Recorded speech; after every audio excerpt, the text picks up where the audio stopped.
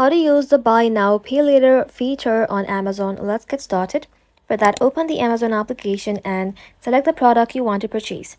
Once it's ready, you can simply tap on your cart and then tap on Proceed to checkout. Now, on the payment page, you can look for Buy Now Pay Later option, which is typically provided through Affirm. If it's available for your purchase, you can simply tap on Continue. And just like that, you will be asked to complete a short application. Tap on Start Application and enter your phone number and follow the on-screen instruction. Affirm may perform a short credit check and provide an instant approval decision. If you are approved, you will see available payment plans. Review the option and choose a plan that works best for you. After that, you can simply confirm your selection. Finally, complete your order and your purchase will be split according to the payment plan you selected. That's it.